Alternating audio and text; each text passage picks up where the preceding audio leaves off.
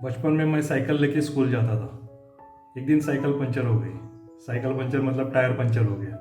तो उस दिन तो मैं बस से चला गया। शाम को जब स्कूल से आया तो करीब 3 किलोमीटर मुझे साइकिल हाथ में लेके चल के पंचर वाले के पास जाके पंचर निकाल के आना पड़ा। तो जाते वक्त मैंने सोचा, अगर ये ऐसे ही बार बार पंचर होती रही तो हर बार तो मैं यहाँ पे नहीं आ सकता ऐसे साइकिल लेके। तो मैंने जब वो पंचर निकाल रहा था तब मैंने ध्यान से देखा कैसे क्या क्या प्रोसेस करता है, और नेक्स्ट टाइम जब पंचर हुई तब से लेके आज तक कभी भी मैं पंचर वाले के पास नहीं गया। मैंने मेरे टायर का पंचर खुद ही निकाला है और बहुत ही आसान है। आजकल के बच्चे साइकिल तो चाहिए बोलते हैं, लेकिन उनको ज़रूरत के लिए नहीं चाहिए, खाली शौक के लिए चाहिए कि दूसरे के पास है इसके लिए उनको चाहिए। और वो एक बार पंचर हो गई तो वही बिल्डिंग के नीचे खड़ी रहती है या गैलरी में पड़ी रहती है या स्टोर रूम में पड़ी रहती है। उसको बाद में कोई देखता भी नहीं है क्योंकि कौन साइकिल लेके जाएगा पंचर वाले के पास। तो उससे अच्छा ये तरीका है कि खुद ही काम सीख लो और खुद ही घर पे पंचर लगा लो। सस्ते में भी हो जाएगा और अपने हाथ में कला भी आ जाएगी और किसी के ऊपर डिपेंड भी नहीं रहना पड़ेगा। यह है जिया की साइकिल और इसका आगे वाला पहिया पंचर है, तो आज इसी को रिपेयर करेंगे। टायर में से ट्यूब बाहर निकालने के लिए इस टूल की ज़रूरत पड़ेगी। अगर ये आपके पास है तो ठीक है, अगर नहीं है तो बड़े 2 स्क्रू ड्राइवर भी चलेंगे। सबसे पहले इस कवर को निकालना है, फिर इस वाल को निकालना है और ये जो नट है इसको भी निकालना है। इस टूल को टायर के अंदर ऐसे डालना है और थोड़ी दूरी पर दूसरे को डालना है।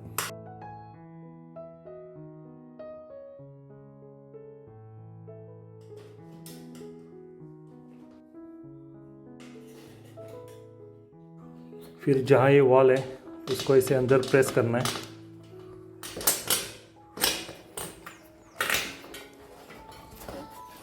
और ये ट्यूब आपका बाहर आ गया।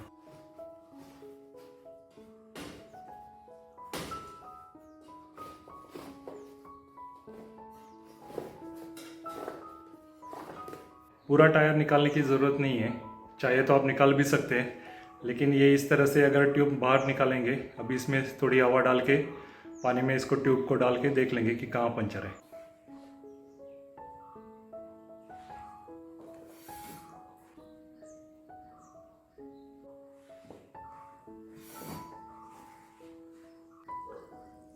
ये जो बबल्स आ रहे हैं वहाँ पे पंचर है, बहुत ही माइनर सा है, तो अभी इसी को रिपेयर करेंगे।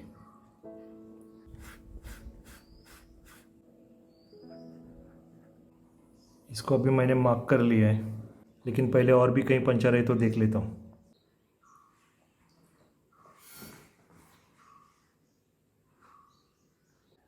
बाकी किसी जगह पे पंचर नहीं है, बस जो हम लोगों ने ये मार्क किया था उसी पे है। तो अभी टायर के अंदर भी देखना है कि या कहाँ पे पंचर है। वाल जहाँ से निकलता है वहाँ तक ये ट्यूब रखना है और पंचर हमारा यहाँ है, तो इसके नीचे ही टायर के अंदर भी देखना है, ऐसे उंगली फिरा के देखना है, लेकिन धीरे से उंगली फिरानी है क्योंकि अगर कुछ काटा बिटा रहेगा तो आपका हाथ जख्मी कर सकता है। तो बहुत ही धीरे से इसके अंदर ऐसे उंगली फिरा के देखना है कि अगर कुछ है तो, क्योंकि जैसे ही आप टायर वापस डाल दोगे तो वो वापस पंचर हो जाएगा। तो जो टायर के अंदर कोई भी कांटा या कील घुसा हुआ है उसको पहले निकालना ज़रूरी है। जहाँ पे वो पंचर है वहाँ पे तो कुछ नज़र नहीं आ रहा है, लेकिन ऐसे ही बाकी टायर भी देख लेते हैं। टायर में तो कुछ मिला नहीं है। जहाँ पंचर है वहाँ पे ये मार्किंग किया हुआ है, तो उस एरिया को ये पंचर पैच लगाना है। तो ये जितना पैच लगेगा उतनी एरिया से थोड़ा बाहर तक आपको एमरी पेपर लेके उतनी एरिया को साफ़ करना है।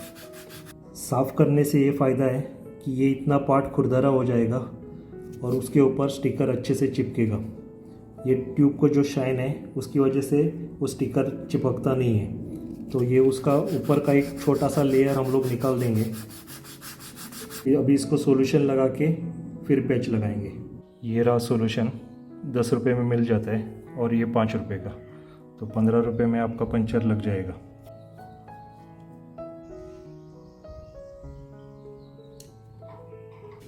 अभी इतनी एरिया में सॉल्यूशन लगाना है, इससे थोड़ा बाहर आएगा तो अच्छा है, ये अच्छे से चिपक जाएगा।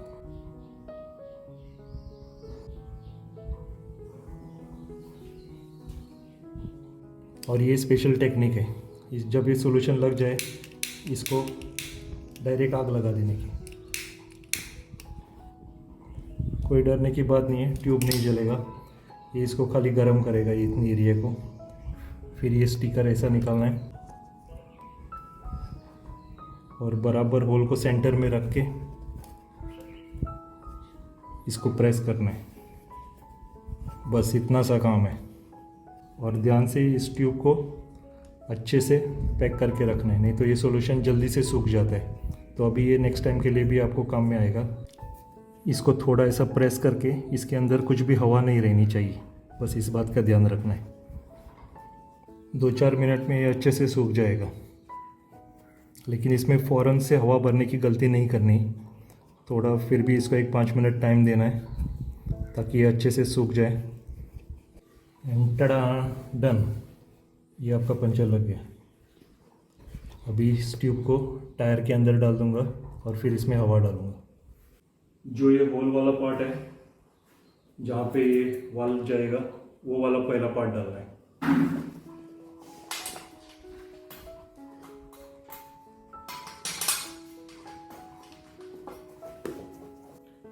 ये लॉक नट के 1-2 थ्रेड लगा देने के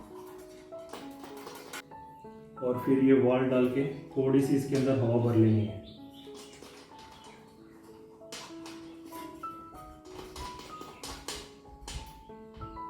हवा भरने से फ़ायदा ये है, जब आप ट्यूब डालोगे तो ये मोटी रहेगी तो अंदर अच्छे से जाएगी, नहीं तो इसको ऐसे ट्विस्ट पड़ जाता है और ट्विस्ट पड़ने से ट्यूब बाद में ख़राब हो जाएगी।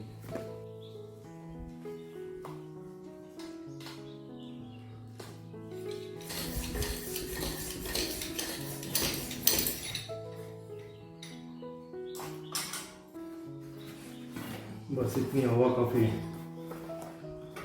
अब ये अच्छे से मोटा हो गया तो ट्यूब इसके अंदर आराम से जाएगी।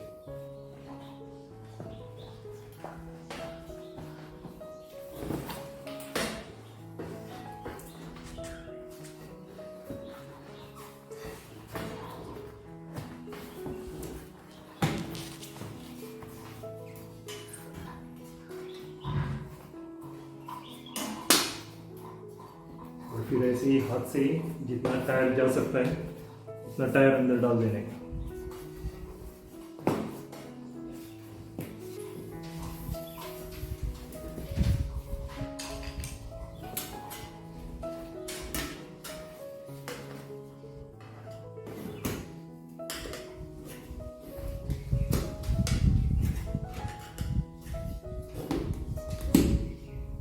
इससे जब भी आप टायर को वापस फिक्स करोगे तो इस बात का ध्यान रखना है कि अंदर जो ट्यूब है वो कहीं पिंच ना हो जाए।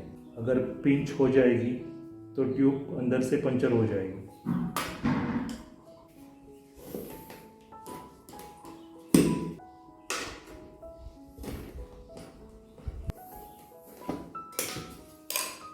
डन, बस इतना सही काम है। अभी इसके अंदर हवा डालने से आपकी साइकिल रेडी हो जाएगी।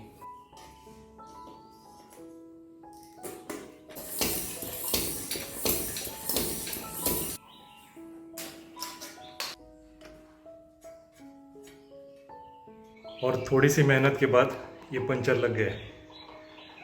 वाह, अब देखते हैं जिया इसको कब चलाएगी।